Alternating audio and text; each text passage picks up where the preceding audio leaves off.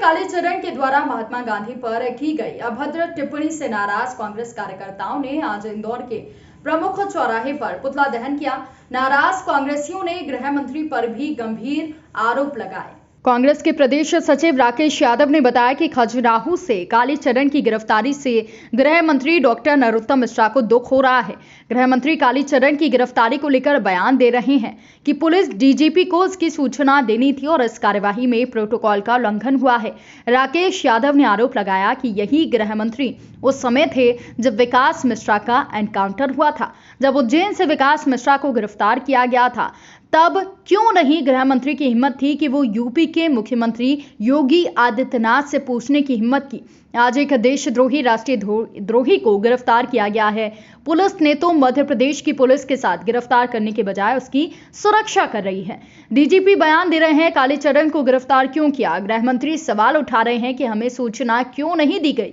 कांग्रेस के प्रदेश सचिव राकेश यादव ने आरोप लगाया कि मध्य प्रदेश में कोई भी अपराधी मध्य प्रदेश में आकर शरण लेता है। बीजेपी के प्रदेश अध्यक्ष बीडी शर्मा के गृह क्षेत्र खजुराहो में इसका मतलब है कि कहीं ना कहीं बीडी शर्मा का संरक्षण अपराधी को प्राप्त है और कहीं ना कहीं भाजपा के दो मुखी चेहरे की इस कार्यवाही में नजर आ रही है। राकेश यादव ने कहा कि भाजपा मुंह में गांधी और बगल में गोड़ से दबाकर चलती है। कांग्रेस ऐसे लोगों को रोजाना उजागर करेगी और प्रदेश में जब भी कांग्रेस की सरकार बनेगी तो ऐसे नकली पाखंडी संतों को सलाखों के पीछे भेजा जाएगा।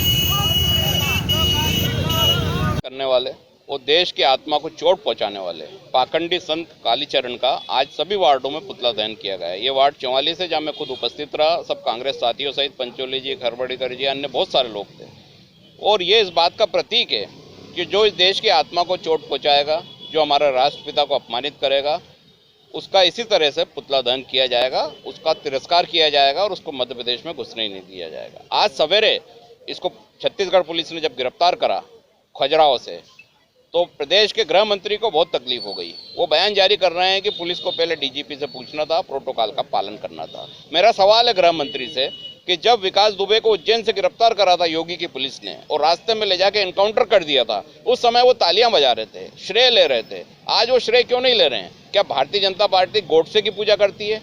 क्या गोडसे को ही वो अपना नेता मानती है? क्या गोडसे की वो अनुयायी है जो आज उनको इतना कष्ट हो रहा है कि एक देशद्रोही को पुलिस गिरफ्तार करके ले जा रही है और गृह मंत्री इस तरह का बयान दे रहे हैं? ये साबित होता है कि मुंह में गांधी रखते हैं और बगल में गोडसे रखते हैं। दूसरी बात, खजुराहो से गिरफ्तार होना ये इंगित करता है कि बीजेपी के जो अध्यक्ष हैं बीडी शर्मा, वहाँ के वो सांसद है, उनका गृह क्षेत्र है।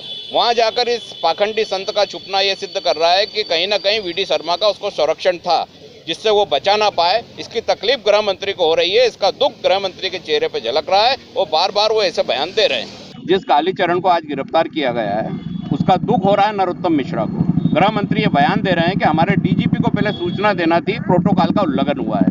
यही गृह मंत्री उस समय थे जब विकास मिश्र का एनकाउंटर हुआ था, उज्जैन से गिरफ्तार किया गया था, जब उनकी हिम्मत नहीं हुई थी कि योगी से पूछ सकें कि क्यों हमसे पूछ के उसको गिरफ्तार नहीं करा। आज एक देशद्रोही, राष्ट्रद्रोही को गिरफ्तार अगर पुलिस ने किया है तो मध्य प्रदेश पुलिस उसके साथ गिरफ्तार करने की बजाय उसको सुरक्षा दे रही है। डीजीपी ये पूछ रहे हैं कि उसको गिरफ्तार क्यों किया गया। गृह मंत्री ये सवाल उठा रहे हैं कि हमें सूचना क्यों नहीं दी गई। आपके मध्य प्रदेश में कोई अपराधी अगर आके शरण स्थली लेता है, वो भी बीडी शर्मा के गृह क्षेत्र खजुराहो में, इसका साफ मतलब है कि बीडी शर्मा का संरक्षण उस अपराधी को प्राप्त है। कहीं ना कहीं भाजपा का वो दो मुखी चेहरा उजागर हुआ है जो कि मुंह में गांधी रखती है और बगल में गोड से दबा के चलती है। कांग्रेस ऐसे लोगों को रोज उजागर करेगी। जितने भी ऐसे नकली संत पाखंडी आएंगे उनका पर्दाफाश किया जाएगा और उनको जेल के पीछे पहुंचाया जाएगा। ओम काली। सभी हिंदू धर्म प्रेमी भाइयों बहनों को मेरा हृदयपूर्वक ओम काली। गांधी के मामले में अपशब्द बोलने के लिए मुझ पर FIR दर्ज हुई। मुझे उसका कोई पश्चाताप नहीं है। गांधी ने किया क्या है हिंदुओं के लिए? विश्वासघात किया है देश का।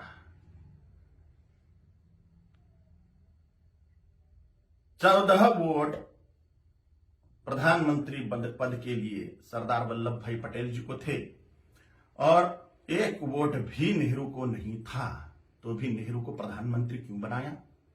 और ये वंशवाद की जड़ फैलाने वाले ये गांधी ने पूरे के पूरे कांग्रेस के अन्य प्रतिभाओं का खच्चीकरण कर दिया, अन्य प्रतिभाओं को कुंठित कर दिया।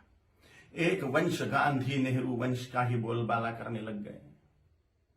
सरदार वल्लभ भाई पटेल के हाथ में अगर तब प्रधानमंत्री पद गया होता था तो भारत अभी सोने की चिड़िया बनता था, भारत अभी जगत गुरु होता था, भारत अभी चक्रवर्ती सम्राट होता था, अमेरिका से भी बड़ी पावर भारत बन जाता था।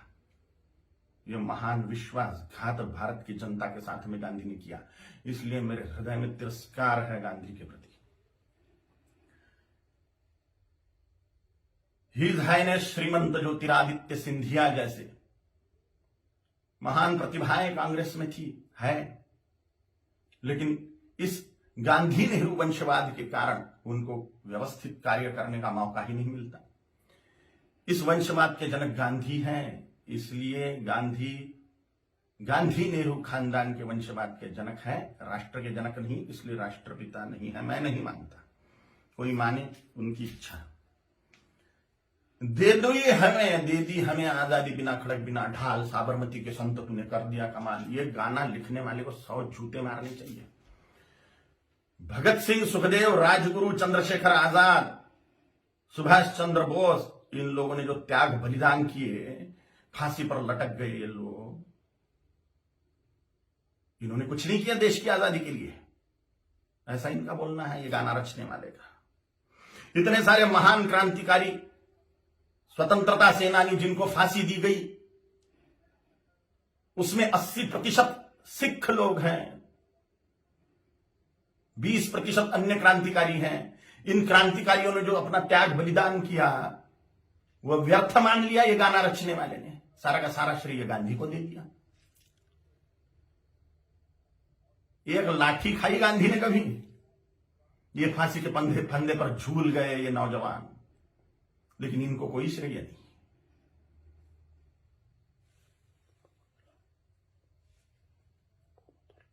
सुखदेव, राजगुरु, भगत सिंह जी की फांसी गांधी रुकवा सकते थे, लेकिन नहीं रुकवाई जानबूझ के, इसलिए तिरस्कार करता हूं मैं गांधी का।